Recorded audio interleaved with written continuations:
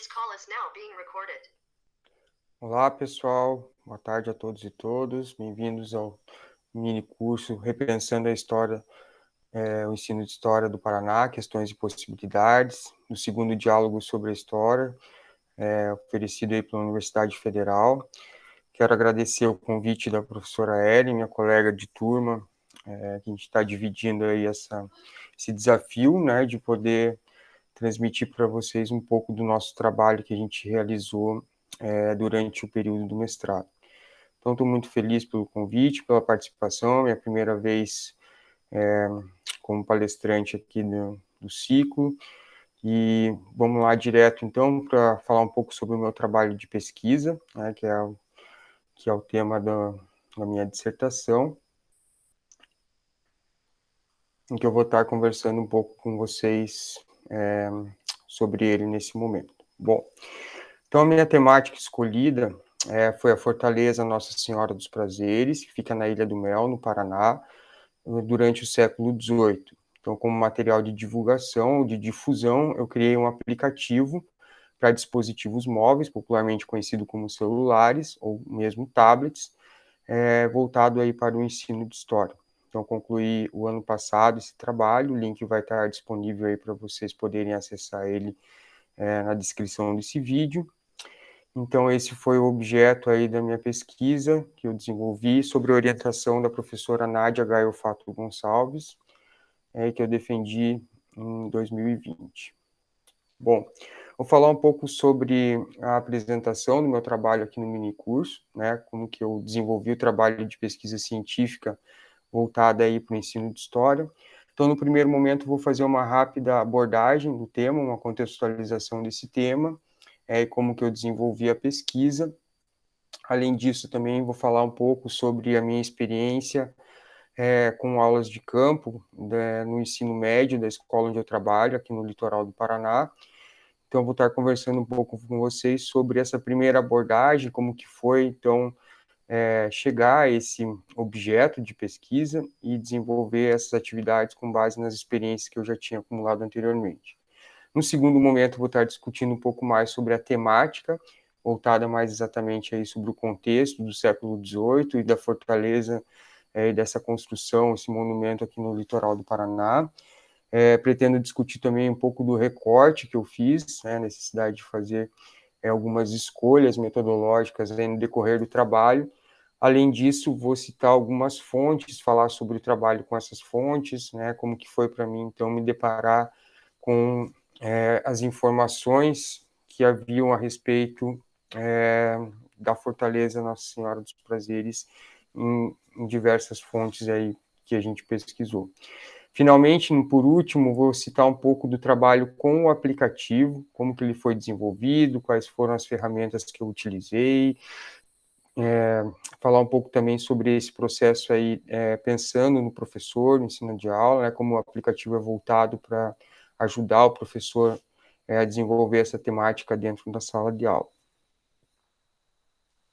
Então, esse é o nosso roteiro aí para essa parte final do nosso mini curso.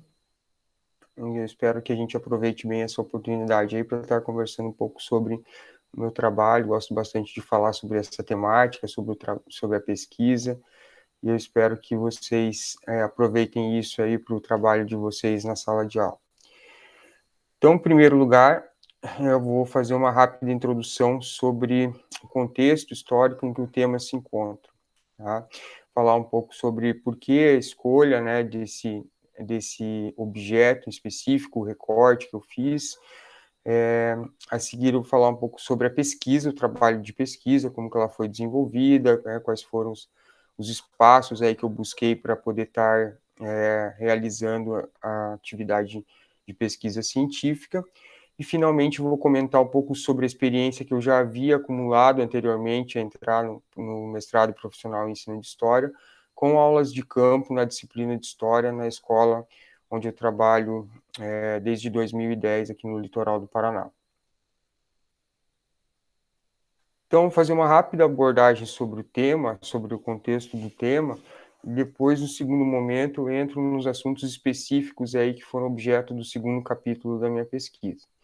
Então, nesse trabalho, eu investiguei fontes relacionadas a essa construção, a Fortaleza Nossa Senhora dos Prazeres, que fica aqui no litoral do Paraná, na entrada da Baía de Paranaguá, e a documentação que eu procurei analisar, que eu procurei estudar, que eu procurei ter contato com ela, foram documentos do século XVIII, e eu considero que essa documentação, que essa temática é muito relevante para o ensino de história, não só pelo aspecto da história militar, da construção, também da história da colonização portuguesa, da administração portuguesa aqui na região, mas principalmente porque ela oferece várias possibilidades para o professor trabalhar, não só apenas com conteúdos da disciplina de história, mas também com temporalidades diferentes, também com objetos diferentes, com fontes de pesquisa diferentes, com uma diversidade de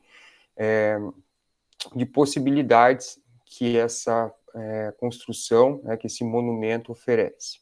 Então, a Fortaleza é uma construção que foi tombada pela primeira vez em 1938 pelo Serviço Nacional do Patrimônio Histórico Federal, ainda no contexto aí das políticas nacionalistas da era Vargas. Ela faz parte do primeiro conjunto dos patrimônios tombados pelo Estado brasileiro, no final da década de 30, mais exatamente em 1938, com um conjunto de outras fortificações, casas fortes, construções militares, igrejas, que também faziam parte dessa lista de 27 monumentos que o Estado brasileiro resolveu, então, propor uma política de tombamento pela primeira vez aqui no cenário nacional. Então, dentro dessas possibilidades aí que a Fortaleza oferece, com esse cenário aí de um patrimônio tombado, reconhecido pelo IPHAN. A partir da década de 70, ele vai ser também incorporado ao patrimônio histórico estadual aqui do Paraná, num conjunto de ações aí voltadas mais à regionalidade, voltada mais ao movimento que buscava raízes aí do Paraná e concretizar esses elementos da história dentro do seu cenário, como parte da identidade do povo. Então, ela passou por 2 processos de tombamento, um a nível federal na década de 30, um segundo tombamento a nível estadual na década de 70. Atualmente, a administração da Fortaleza fica a cargo do Instituto Histórico e Artístico Nacional, o IPHAN, a 10ª regional, que fica aqui em Curitiba. E também existe uma parceria com a Prefeitura Municipal de Paranaguá, que fornece segurança privada para essa construção e também um agente cultural que trabalha lá fazendo serviço de recepção aos visitantes. Tá? Então, basicamente é sobre isso que eu vou falar aí, sobre essa construção que eu vou explicar um pouco para vocês. Bom, eu trouxe aqui um mapinha só para quem não é do Paraná, uma vez que o curso tem uma abrangência maior, com a possibilidade de ele ser online. Eu acredito que haverão inscritos aí de outros estados, ou mesmo de outras regiões do Brasil. Então, o litoral do Paraná é um litoral bastante pequeno, bastante curto do ponto de vista da geografia e da extensão territorial. Ele tem cerca de 58 quilômetros, de extensão na orla marítima do Oceano Atlântico, e a Ilha do Mel fica na entrada de uma das 3 entradas que a Baía de Paranaguá, que é um estuário importante aqui no litoral do Paraná, possui.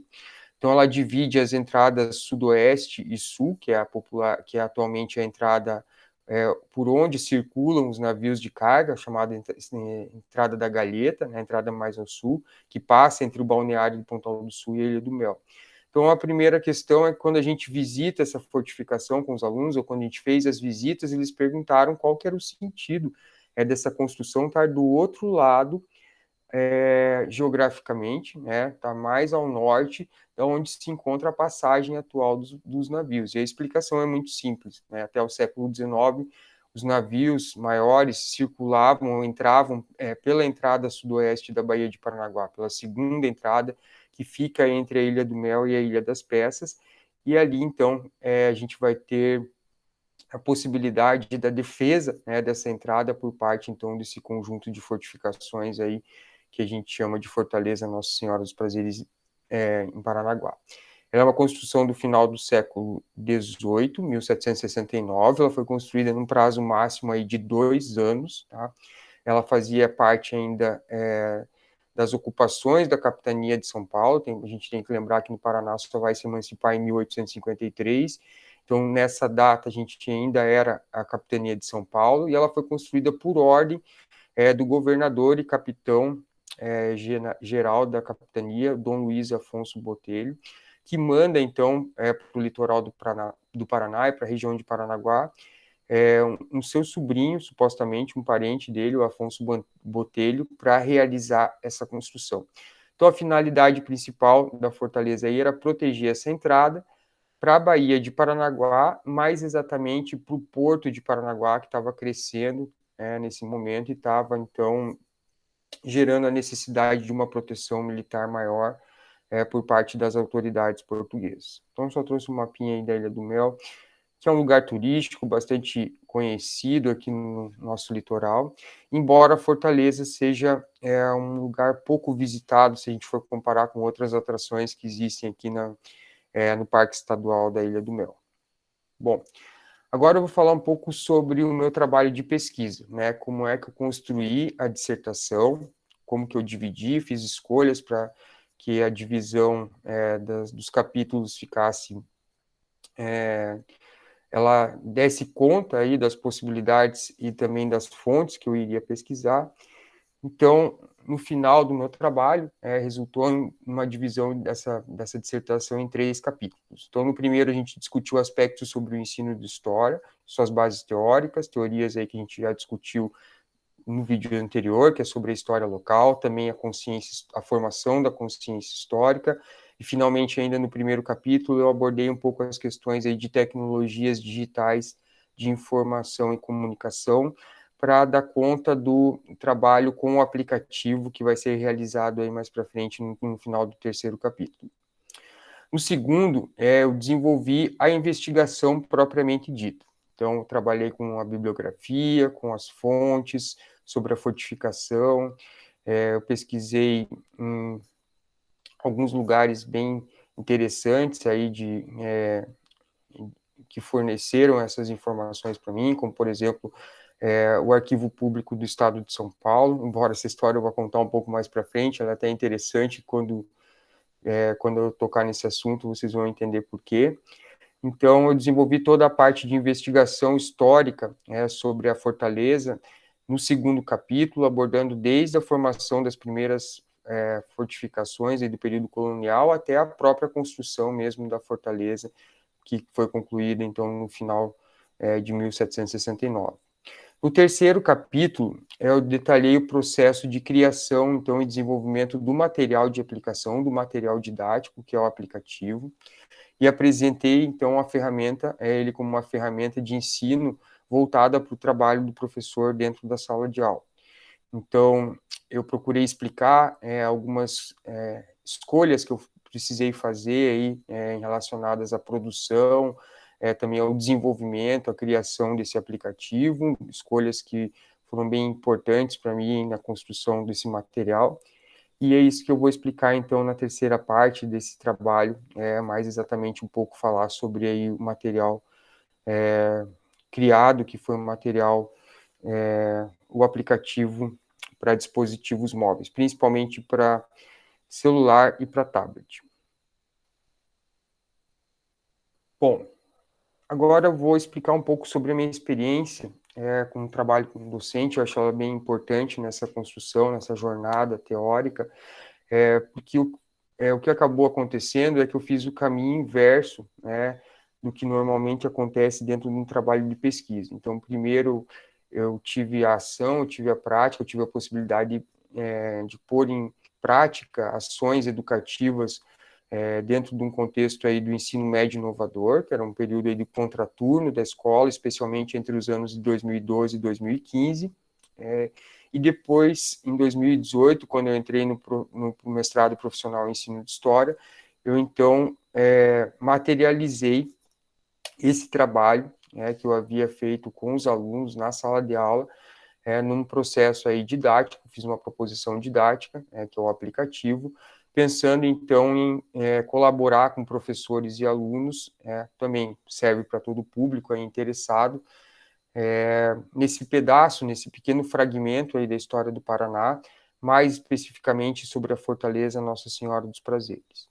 Então, minha experiência com o local, em primeiro lugar, ela começa ainda na infância, algumas visitas com a família nessa fortificação, já ouvindo todo um imaginário da comunidade ali sobre a fortaleza, as lendas que envolvem o trabalho de escravos, tem muita imaterialidade presente ali na ilha em torno dessa construção, uma construção do período colonial, bastante antiga, e, portanto, ela gera muito esse debate dentro da comunidade, né, sobre para que ela teria servido, sobre onde estão os tesouros que ela pode ter escondido, qual que é a relação que tem com a pirataria, com o trabalho de escravo. Então, tem todo um imaginário, a construção de uma memória em torno dessa fortificação, dessa construção militar ali na Ilha do Mel. A partir de 2012, então, eu começo um trabalho mais específico com os alunos do ensino médio inovador, e a gente, então, pensa em fazer algumas visitas a locais considerados um patrimônio, a locais de memória, pensando aí na teoria de lugares de memória do Pierre Nora, com esses alunos para eles compreenderem o sentido da disciplina de história, compreenderem um pouco mais o significado dessa apropriação do conhecimento histórico para a disciplina escolar. Então, era uma ponte de acesso, digamos assim, era uma forma de acessar, um nível de conhecimento deles diferente do que aquele trabalho mais exatamente só ali dialógico dentro da sala de aula. Então, a partir disso, a gente começa a fazer uma série de visitas anualmente, muitas vezes 2 vezes por ano na nossa fortificação. Há algumas facilidades pela proximidade aqui da escola com o local. Então, quando eu penso no aplicativo, eu não descarto, né, que podem haver professores de muito longe que não vão ter a mesma possibilidade de fazer essa visitação.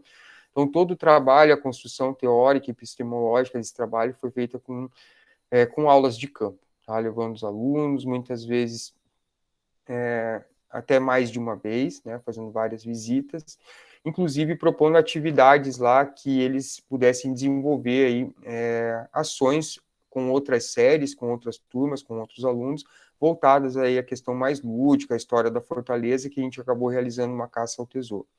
Então, basicamente, é essa experiência que eu acumulei, né, como professor nas aulas de campo, nessa jornada aí desde 2010 nessa escola, especialmente entre os anos de 2012 e 2015. A partir de 2015, então, tem uma ruptura nesse processo aí, a gente não tem mais essa possibilidade de levar esses alunos para lá, para a aula de campo.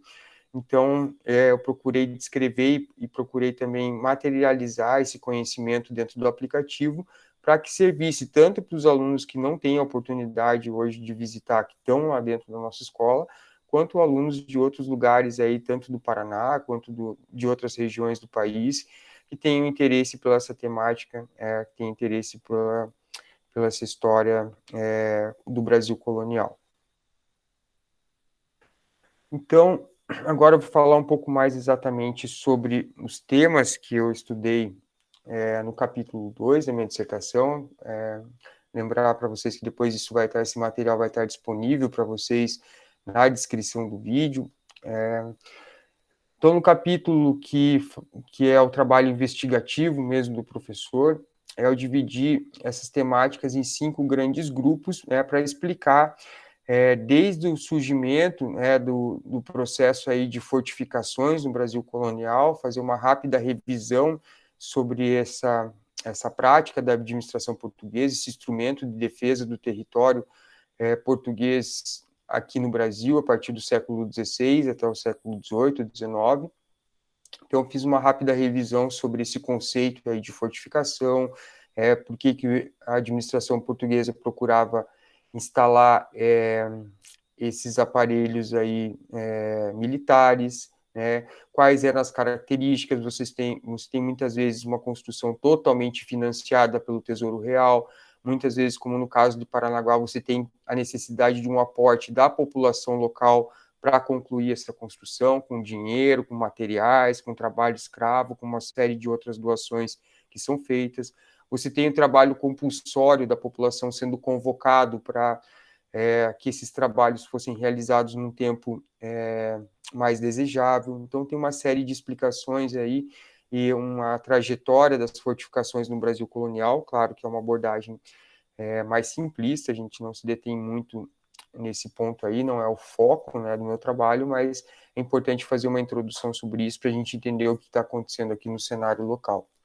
A seguir, eu procuro evidências que demonstrem que a Vila de Paranaguá, que é a vila que serve, então, como pano de fundo da construção da fortaleza para sua proteção, afinal, ela servia para proteger essa cidade, o porto dessa cidade, contra ataques de inimigos, né? A gente já vai entrar nesse assunto aí para saber quem eram esses atores, quem eram esses personagens. Então, a Vila de Paranaguá, durante a segunda metade, especialmente do século XVII, mais exatamente o ano de 1643, até mais ou menos a primeira metade do século XVIII, 1745. Então, quando a gente encontra, né, as fontes sobre a Vila de Paranaguá, elas diferem bastante nesses dois momentos, principalmente no período aí de 50 anos, as características da economia da cidade mudam bastante. Então, ela surge como um possível potencial de extração aurífera, de extração de metais, especialmente o ouro. É uma das primeiras regiões no Brasil onde é enviado pepitas de ouro para o rei português. Quem faz isso pela primeira vez é o provedor-mor da cidade de Paranaguá, o Gabriel de Lara, nesse mesmo ano, 1643. E aí, para a virada para o século XVIII, a partir de 1690, esse ouro entra em decadência, já que ele é um ouro em pequena quantidade, é um ouro de aluvião, e a partir disso, então, a cidade de Paranaguá passa a depender quase que exclusivamente de uma produção de subsistência de farinha de mandioca. Então, não existe, nessa perspectiva,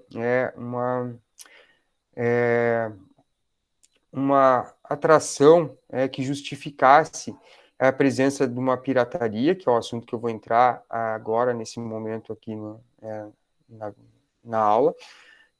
Não existe a necessidade dessa proteção tão evidente, como seria o caso de imaginar que era uma cidade próspera, uma cidade rica, uma cidade em que o dinheiro estivesse circulando, que as mercadorias estivessem circulando, e atraísse para cá, então, a atenção desses navegadores, né, que vão ser considerados, então, pela administração portuguesa como piratas.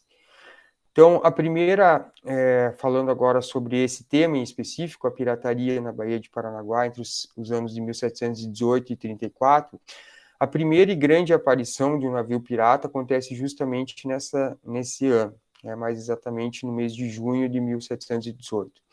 Então, há aí um episódio de uma perseguição, supostamente a um galeão, a um navio de origem francesa, carregado com metais. O navio que o persegue, que é considerado, então, um navio pirata, porque, inclusive, existem evidências de que ele trazia aspectos materiais, né, trazia uma materialidade dessa pirataria, como bandeiras, como uma série de outros saques provenientes aí de outras embarcações. Ele teria entrado nessa baía e teria perseguido esse navio, mas acabou afundando e gerou toda uma especulação em torno do ouro, do navio, como que ele, do tesouro que esse navio pirata que afundou teria deixado. O rei de Portugal oferece 50% do que foi encontrado para quem conseguisse achar esse suposto tesouro, então ele nunca foi encontrado. Gera, inclusive, um trabalho arqueológico de pesquisa na década de 60, de 1960, com mergulhadores procurando evidências dessa embarcação, onde são retirados vários materiais aí desse navio, como pequenos canhões, como objetos, moedas. Então, o episódio que marcou a pirataria da Baía de Paranaguá foi esse do ano de 1718, o episódio do navio pirata.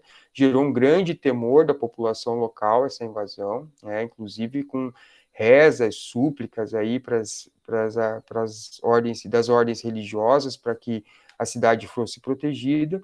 E depois disso, até o ano de 1734, a gente tem alguns avistamentos de embarcações, mas não tem nenhum episódio que fique, então, registrado aí como um episódio que justificasse aí a presença desses piratas na região.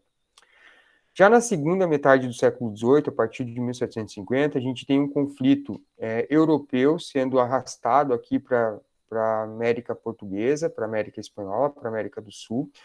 Esse conflito ele vai envolver os dois principais reinos da Península Ibérica, Portugal e Espanha, né?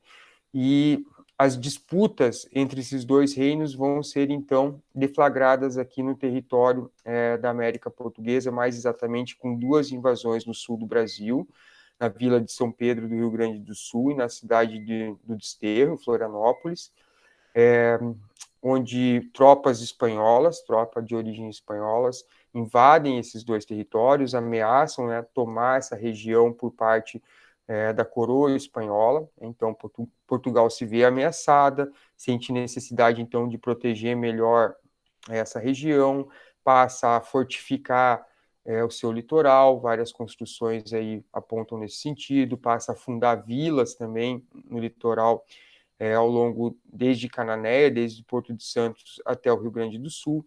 Então, há toda uma disputa envolvendo esses dois reinos trazidos aqui para a nossa região, aqui para a região sul do Brasil, que obriga as autoridades portuguesas a tomar medidas cada vez mais importantes aí de proteção, entre elas a construção dessas fortificações. Então, em relação à administração portuguesa local, quem é enviado para cá é o capitão-general, perdão, Dom Luiz Afonso Botelho, para a capitania de São Paulo, do qual o Paraná faz parte. Ele, então, procede uma série de estudos para essas construções, ele solicita uma série de ajuda financeira para que isso seja realizado. Então, ele coloca nessa ponta aí, né, do trabalho de fazer essa proteção, encarrega esse trabalho o sobrinho dele, que é o Afonso Botelho, que a partir desse momento vai ser ajudante de ordens do capitão Mor.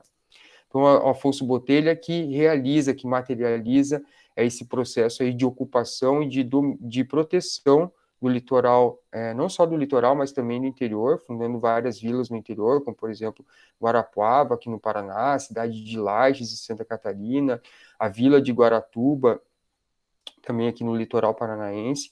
Então, quem faz essa ponte, né, entre a administração que fica em São Paulo e as autoridades locais, é o ajudante de ordens Afonso Botelho, é um personagem importante aí da história paranaense.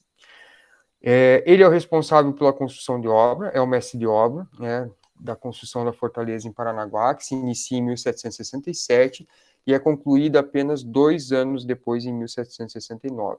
Uma construção que exigia um trabalho bastante árduo, né, no talhe da pedra, cortar a pedra.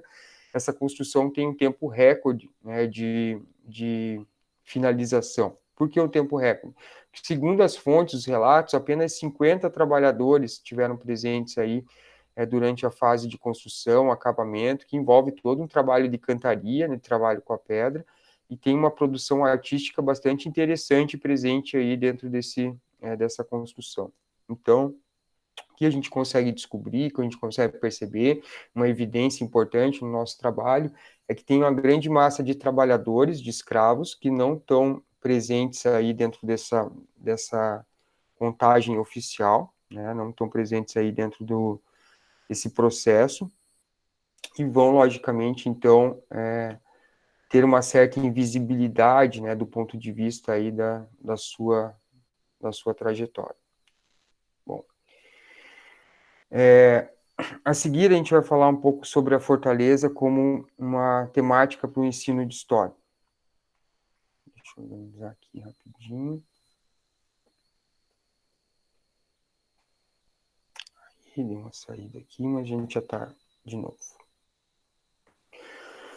Então, qual a importância, né, dessa construção? Como que ela serve como uma temática importante para a disciplina de história?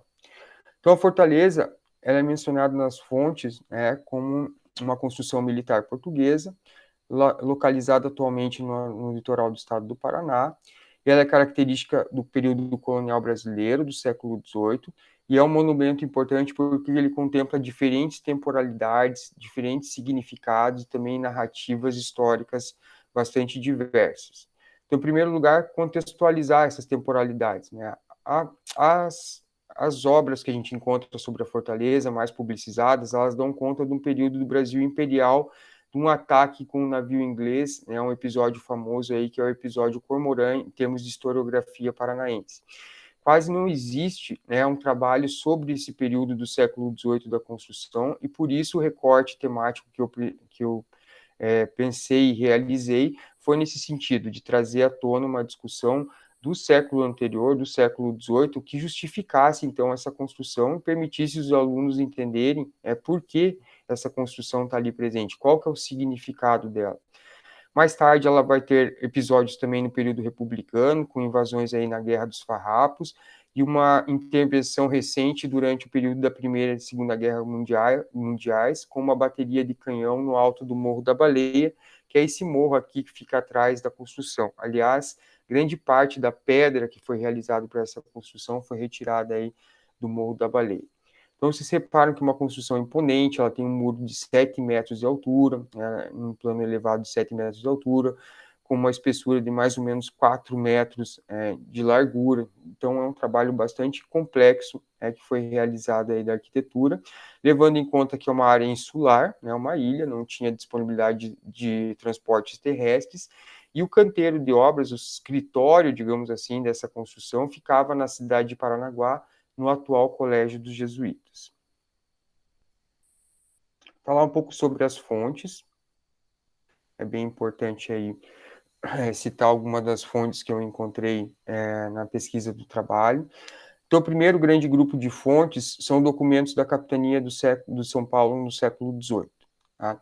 Esses documentos eles se encontram transcritos pela Biblioteca Digital da Unesp, tá? Então esse material está todo digitalizado, está todo transcrito, que ajudou bastante aí nesse processo, então, de acessar essas fontes, tá? E por quê? Quando eu fui até ao Arquivo Público do Estado de São Paulo para procurar as fontes originais, aqui eu trago um exemplo, né, de uma dessas fontes, como que esse material está disponível, esses documentos estão disponíveis lá no arquivo na cidade de São Paulo. Eu me deparei com uma impossibilidade de continuar realizando o trabalho, uma vez que é totalmente incompreensível para mim a caligrafia desses documentos. É um documento muito complexo de se entender, que demandaria um tradutor, a necessidade de traduzir, né? E aí ia inviabilizar totalmente a operação, porque isso demanda recurso, demanda tempo, demanda uma série de coisas que não havia possibilidade de eu ter disponível ali. Então, esse trabalho que foi feito no final do século XIX pela Unesp, né, de transcrever esse material e deixar ele disponível, digitalizado já na internet, foi o ponto aí, a chave de mudança para mim poder concluir a minha proposta de pesquisa. Algumas obras aí da historiografia paranaense do século XIX e XX, falar mais exatamente sobre o trabalho do Antônio Vieira dos Santos, de 1850, é um trabalho bem importante ali, embora a narrativa dele se concentre mais no episódio Cormorã, que é o episódio aí relacionado com um cruzador inglês. Também obras do Davi Carneiro, tem duas obras desse autor paranaense da década de 1950, falando sobre a fortaleza, também sobre o episódio, né? Além de um documento bem importante que se encontra disponível na internet, que é o livro de tombamentos, o livro de bens tombados no Paraná, que é um trabalho da Secretaria de Estado da Cultura de 2006. Um outro conjunto importante de fontes que eu pesquisei é o relatório de tombamento do IPHAN, desde 1938, todos os documentos foram digitalizados, estão disponíveis aí na 10ª regional para consulta dos pesquisadores. Esse material foi bem importante para que eu continuasse, então, o trabalho de pesquisa. A narrativa que eu mais encontrei, então, sobre a fortaleza, né? Então, quando eu fui pensar em fazer um trabalho sobre essa construção, eu me deparei com uma série de narrativas voltadas mais para esse episódio aí com o navio inglês, e muito pouco registro, muito pouco trabalho historiográfico do século anterior, que é do século XVIII, que é o período da construção da fortaleza. Então, aqui eu trago, por exemplo, uma obra bem importante de um pintor norueguês chamado Alfredo Andersen, do século XX, do início do século XX, com a construção aqui no seu lado direito. Esse pintor, é um pintor bem reconhecido aqui na história da arte do Paraná, é uma referência aí em termos de arte, né, de pintura paranaense. Inclusive, as obras dele encontram-se no museu, especialmente dedicado a ele, o Museu Alfredo Anderson.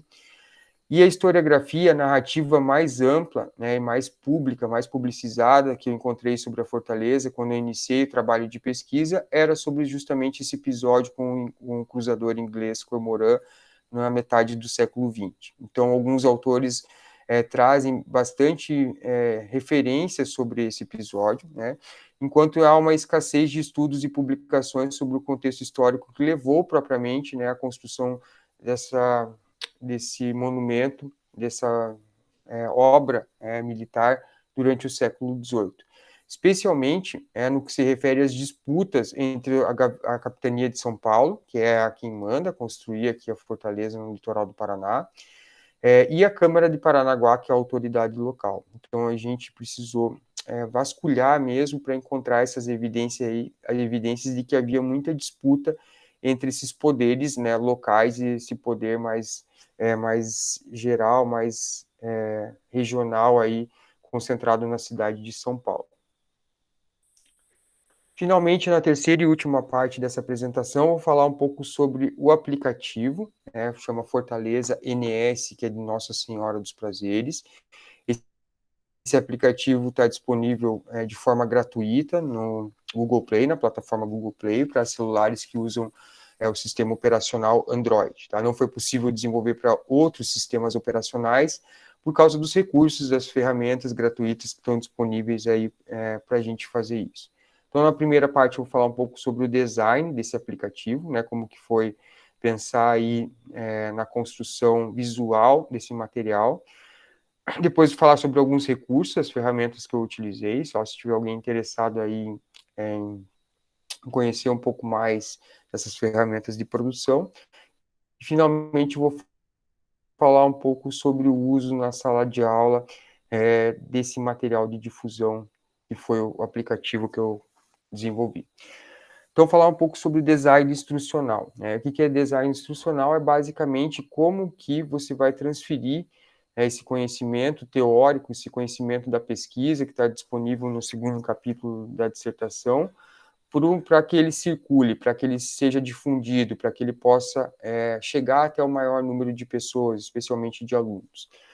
Então, eu utilizei uma plataforma, já vou falar mais exatamente sobre ela, que é o Canva, para desenvolver toda a parte de construção visual e também sem perder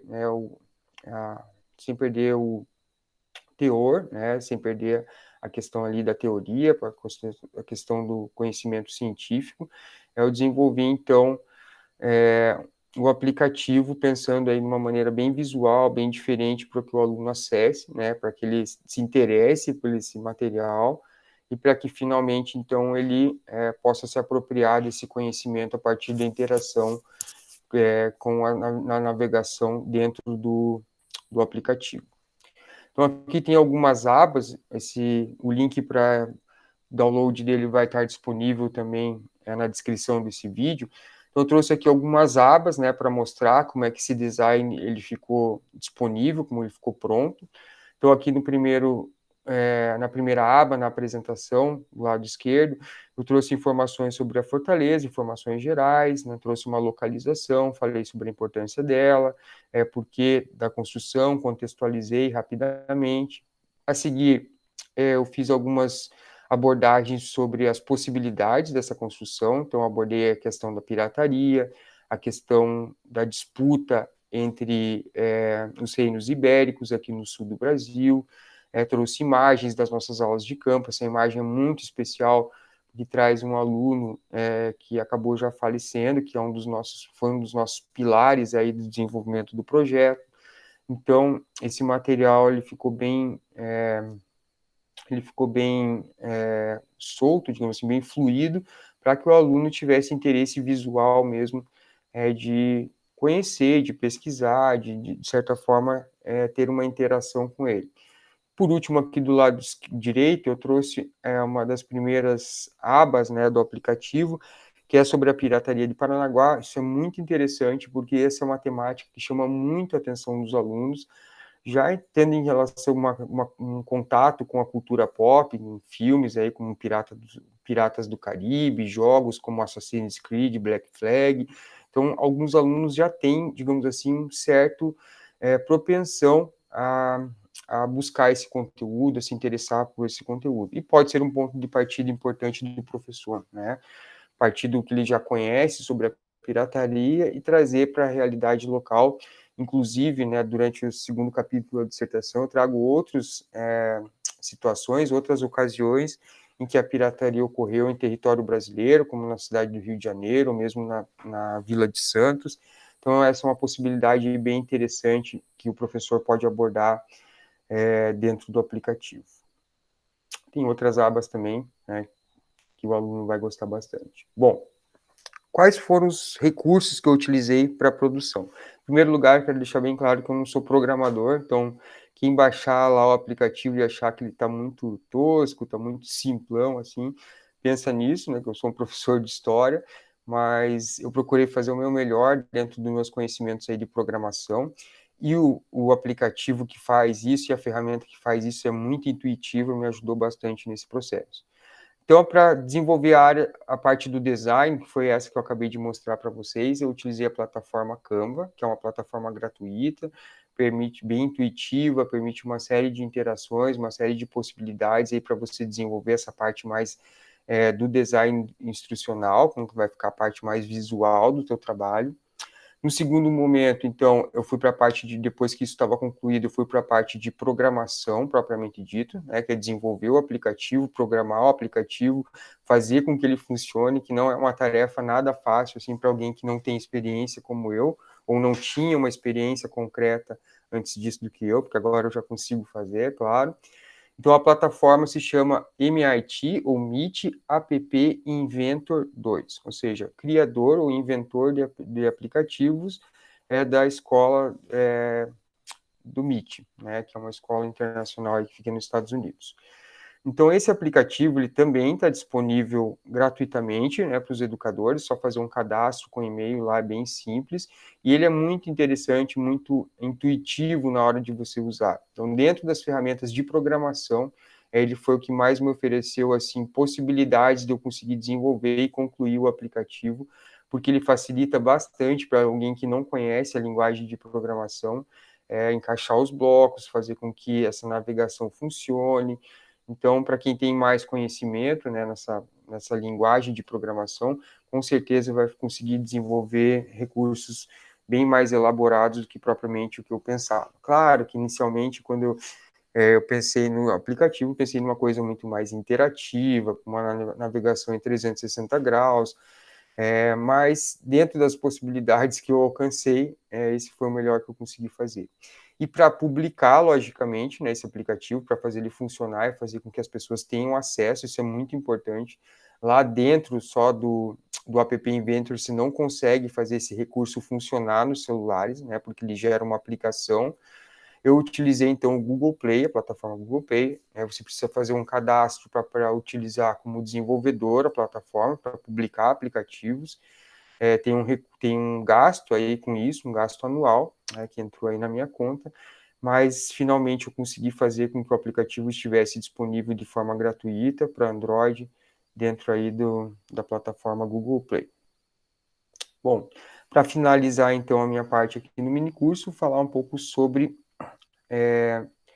a sala de aula, essa possibilidade dentro da sala de aula. Então, qual que foi o objetivo de eu pensar num material que ajudasse, que desse suporte para o professor, né, quando fosse escolher, ou se pudesse escolher essa temática dentro da sala de aula. Então, como parte desses objetivos, né, da minha pesquisa, esse material foi organizado de forma que permita que o aluno compreenda o contexto geral das fontes disponíveis sobre a construção militar. Então, as diversas fontes, trabalha com arqueologia, com fontes aí oficiais, com uma bibliografia. E para isso, eu organizei o material disponível e propor uma divisão dos fins metodológicos para ensino da disciplina. Então, desde lá a pirataria, a Vila de Paranaguá, as invasões castelhanas no sul e também a própria construção, foi um objeto pensado aí para facilitar essa navegação e a compreensão isso dele dentro de um processo histórico. Então, não só ele ter esse conhecimento do contexto da construção da fortaleza, mas entender, então, o processo histórico que levou a construção, para a efetivação dessa construção aqui no litoral do Paraná. Pensando numa realidade que é bem próxima à minha, que é a indisponibilidade de internet para todo mundo dentro da sala de aula, o conteúdo ele foi desenvolvido de forma estática, ou seja, quando o aluno baixa esse aplicativo, quando ele faz o download na plataforma, ele não precisa mais estar conectado à internet para que o aplicativo funcione. Então, essa foi uma das prioridades minhas na construção aí desse material, que fornecesse para o professor essa possibilidade, do aluno baixar esse material em casa, mesmo aí não tendo todo mundo esse recurso, essa ferramenta no celular para trabalhar, você pode formar duplas ou trios, mas desde que alguém tenha ali para consultar, para que eles possam fazer o uso disso na sala de aula. O ideal, é claro, que o professor pudesse visitar a Fortaleza em campo, fazer uma aula de campo. Mas como isso não está disponível para todo mundo, nem mesmo para mim nesse momento, o aplicativo pode fornecer, então, alguma possibilidade aí do trabalho dentro da sala de aula do professor. Então, nos encaminhamentos, dentro lá da minha dissertação, tem todo esse processo aí que vai ajudar o professor com as fontes, acesso às fontes, para que ele, então, possa utilizar a Fortaleza como material aí de ensino de história, uma ferramenta de ensino de história. Agora vamos chegar no final da nossa videoaula. Quero agradecer muito a participação de todos, muito obrigado. Deixo aqui meu e-mail de contato para quem quiser fazer sugestões, conhecer um pouco mais do meu trabalho. O link da dissertação vai estar disponível também para quem quiser conhecer o trabalho de pesquisa, vai estar disponível aí para todo mundo. E nas redes sociais, quem quiser me procurar, entrar em contato, meu nome é Ivan Rodrigo Reblo, pode procurar aí no Facebook e no LinkedIn, vou ter o maior prazer em receber vocês. Quero agradecer em meu nome, em nome da Ellen, a todos que puderam participar, se inscrever aí no minicurso. Foi um grande prazer estar com vocês, espero que vocês tenham gostado bastante e aproveitem aí. Um abraço a todos. Tchau, tchau.